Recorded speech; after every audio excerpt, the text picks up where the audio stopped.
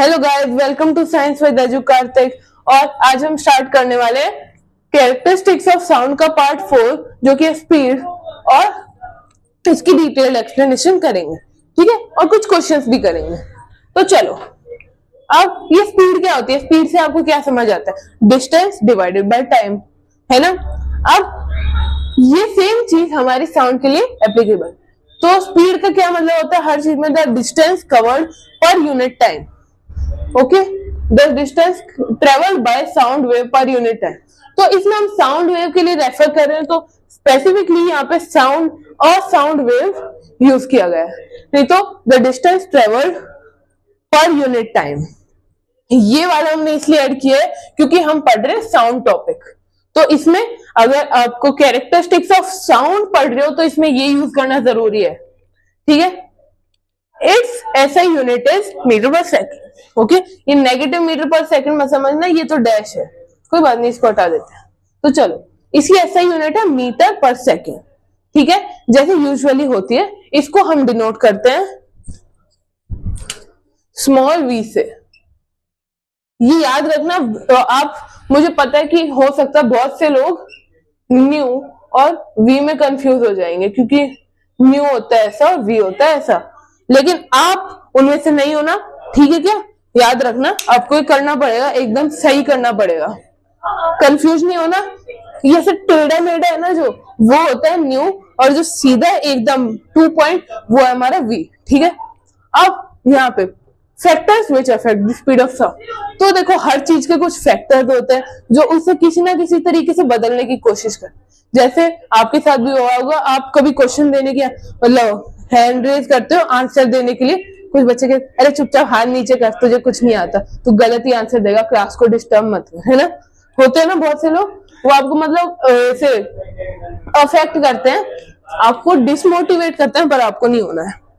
तो हर चीज अफेक्ट करती है, कुछ अच्छी भी करती है। जैसे हाँ, तू कर सकता है, जैसे मान लो कि मुझे आंसर आता है, लेकिन आप मेरे साइड में बैठे हो, मुझे कॉन्फिडेंस नहीं है खुद के अंदर, मैं आंसर सही हो चाहे गलत हो, मुझे में कॉन्फिडेंस नहीं, तो आप मुझे अगर मोटिवेट करोगे, ठीक है, कि है ना, तुम अरे आंसर देख, कोई बात नहीं, जो होगी देखी जाएगी, तो वो इंक्रीज करोगे आप। और डीमोटिवेट अफेक्ट किसी तरीके से हो सकता है, पॉजिटिव या नेगेटिव। तो चलो, बहुत सी चीजें अफेक्ट करती है जो स्पीड ऑफ साउंड को, जैसे कि the medium in which it is travelling. तो देखो, जो मीडियम है, जिस मीडियम में वो चल रही है, वो भी अफेक्ट करेगा। कैसे? अगर वो सॉलिड में चल रही है तो उसकी जो डेंसिटी होगी, चलो एक काम करता हूं, मैं एग्जांपल लेता हूं। ये मेरे पास एक कार रखी है, आपको आवाज सुन रही है? वही आपने कभी ट्राई किया कि है ना, पानी पे ऐसे थप्पड़ मार के देखा हो तो ऐसे पट सी आवाज आती है ना, लेकिन वो इसकी जितनी नहीं होती। और वही हवा में कुछ आवाज है नहीं ना, क्योंकि जो एयर के अंदर जो साउंड की स्पीड होती है वो बहुत स्लो होती है। तो चलो देखते हैं, सॉलिड के अंदर जो स्पीड होगी वो लिक्विड से ज्यादा होगी, और लिक्विड के अंदर जो स्पीड होगी वो गैस से ज्यादा होगी। ठीक है, अब इसके रीजन देखते हैं। इससे ये रीजन है, तो देखो डेंसिटी, क्योंकि कभी भी आपने देखा हो जो पार्टिकल्स होते हैं, मैंने पहले भी बताया हुआ है। ओके, यहाँ पे देखो, ये हमारे पार्टिकल्स है सॉलिड के अंदर। ठीक है,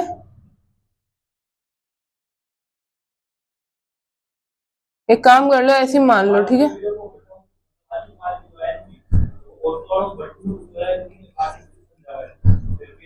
चलो ये आ गया, ये हमारे पार्टिकल्स है। तो देखो, इससे ट्रांसफर होगी, इससे हमें पता है कि जो इनके अंदर जो स्पेसेस होती है वो बहुत कम होती है, सॉलिड के अंदर टाइटली पैक्ड होते हैं। तो ट्रांसफर होने के लिए ना ज्यादा टेढ़ा मेढ़ा नहीं होना पड़ेगा, बस इतना सा, मैं इधर पास किया, थोड़ा सा इधर पास किया, थोड़ा सा इधर, ऐसे नहीं होना पड़ेगा ये पूरा पास करना पड़ा ना, ऐसे नहीं होना है बस। ठीक है, तो इजीली यहाँ से पास हो पा रहा है।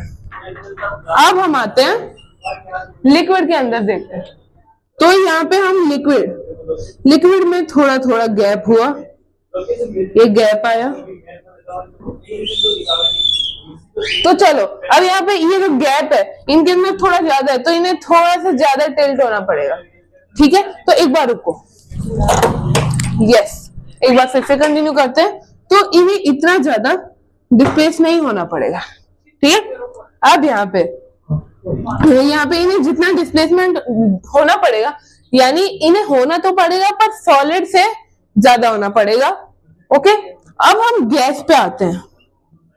गैस में ये इतनी ज्यादा स्पेस है कि इसे अगर ये टेढ़ा हो गया, इसे गिर जाए ना, तब जाके कुछ पास कर पाएगा, ठीक है। जैसे इसको पास करनी है तो इसे बहुत बहुत ज्यादा ऐसे दम लगाना पड़ेगा। फॉर एग्जाम्पल, जैसे मैं इसे थप्पड़ मारता हूँ, हवा को कुछ हुआ, आवाज आई नहीं, क्यों? क्योंकि जो स्पीड, अगर साउंड तो प्रोड्यूस हुई है पर वो इतनी कम प्रोड्यूस हुई है और साथ ही साथ उसकी इतनी कम स्पीड है कि हम उसे सुन नहीं पाते। बेसिकली इसका ये रीजन है कि जो साउंड के जो मतलब जो ये पार्टिकल्स है इसके एयर के, उनमें बहुत ज्यादा स्पेसेस है, इसलिए वो इजीली एनर्जी ट्रांसफर नहीं कर पाते और साथ में इस वजह से हमारे पास वो साउंड नहीं पहुंचती। यहाँ पे लिक्विड होता है, उसमें वो कर पाते हैं, मतलब इतनी नहीं कर पाते सॉलिड जितनी, पर फिर भी हमें सुन जाती है आवाज। फिर यहाँ पे गैस पे आते हैं, मतलब आई मीन सॉलिड पे आते हैं, जिसे हम मतलब जैसे मेरा हाथ सॉलिड है, मैंने ऐसे ताली बजाई तो बहुत जोर की आवाज है। इसका ये रीजन है क्योंकि सॉलिड में इजीली ट्रेवल होती है साउंड। अब ज्यादा टाइम वेस्ट नहीं करके डेंसिटी, तो डेंसिटी जितनी मतलब जितना ज्यादा, जितनी कम स्पेस होगी उतनी डेंसिटी ज्यादा होगी किसी भी ऑब्जेक्ट में। तो मतलब पार्टिकल्स में कम स्पेस होती है सॉलिड में, तो डेंसिटी किसकी हुई? ज्यादा, सॉलिड की। इसमें ज्यादा स्पेस होती है तो इसकी मीडियम हुई डेंसिटी, क्योंकि इसमें स्पेस भी इनके इससे ज्यादा और इससे कम होती है, ठीक है। तो इसकी डेंसिटी भी इससे तो ज्यादा होगी पर इससे कम होगी। अब गैस, इसमें सबसे कम ही डेंसिटी होगी, सबसे ज्यादा मॉलिक्यूलर स्पेस है, और ये डायरेक्टली प्रोपोर्शनल है, speed directly proportional to density. Speed बढ़ी, डेंसिटी भी बढ़ गई। अब यहाँ पे टेम्परेचर और स्पीड पे आता है। अगर टेम्परेचर राइज होगा, स्पीड भी राइज होगी साउंड की। तो मान लो एक बार मैं अपने दोस्त के कान में कुछ बोल रहा है ऐसे खुसुर फुसुर, ठीक है। अब यहाँ पे मैं से जस्ट अगली बेंच पे बैठा, वही अगर सर्दियों की बात है, सर्दियों में मैं कुछ बोलूंगा आपको मतलब पता भी नहीं चलेगा मैं कुछ बोल भी रहा हूँ। वही अगर गर्मियों की बात आती है तो गर्मियों में टेम्परेचर क्या राइज अप हो जाता है। राइज अप होने से क्या होता है कि जो स्पीड होती है साउंड की वो इंक्रीज हो जाती है, जिससे अगर मैं मतलब उतनी साउंड में बोलूंगा तो आपको ये पता लग जाएगा कि थोड़ी सी खुसुर फुसुर कुछ तो चल रही है, ठीक है। तो चलो अब हम आगे कंटिन्यू करते हैं टॉपिक से। तो अब मैं आप लोगों को बताऊंगा relation between lambda, nu and we.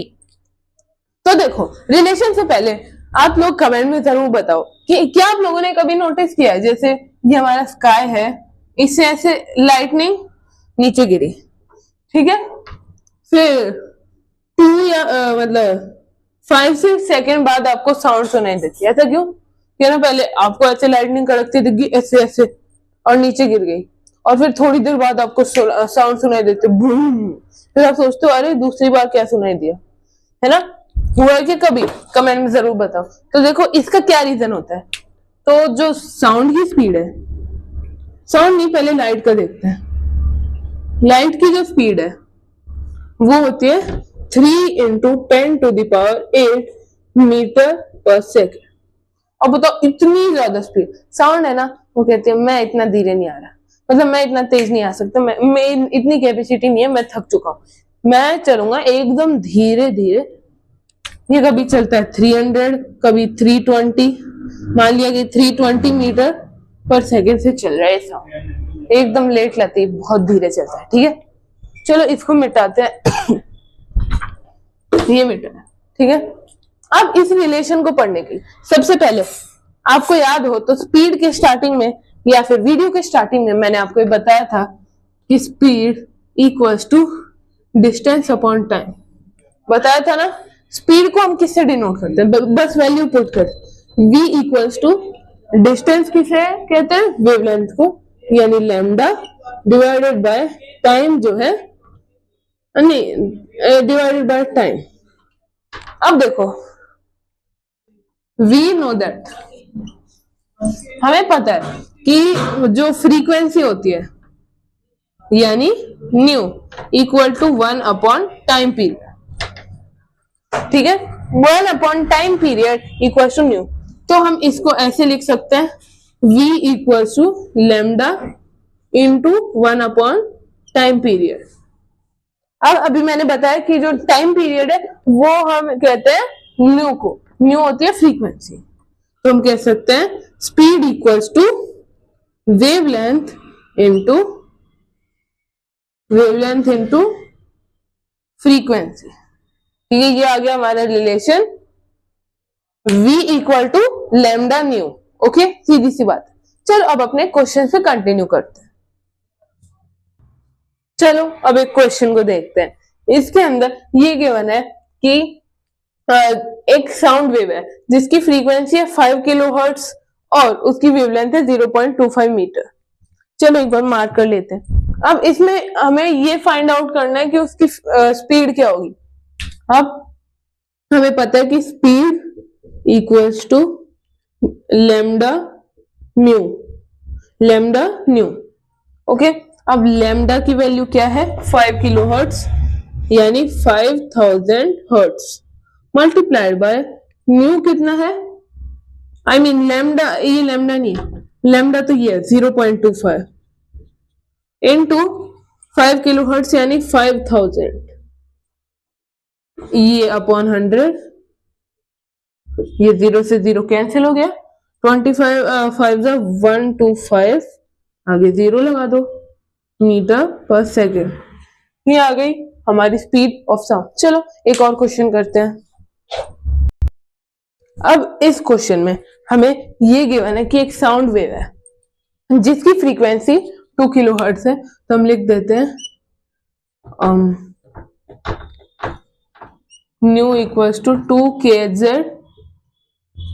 और यहाँ पे वेवलेंथ यानी लेमडा इक्वल टू 40 सेंटीमीटर। हमें इसे ये पूछा गया है कि उसे 1.6 किलोमीटर ट्रेवल करने के लिए कितना टाइम लगेगा। ठीक है, तो अब हम स्पीड निकालेंगे। तो speed equals to nu lambda which is 2000 into 40 centimetre. इसको हम मीटर में कन्वर्ट करेंगे सबसे पहले। तो मीटर में कितना हो जाएगा, क्या मीटर में कन्वर्ट करना पड़ता है क्या आपके अकॉर्डिंग? क्या यस करना पड़ता है, हाँ करना पड़ेगा। 0.40 कैंसिल, 100,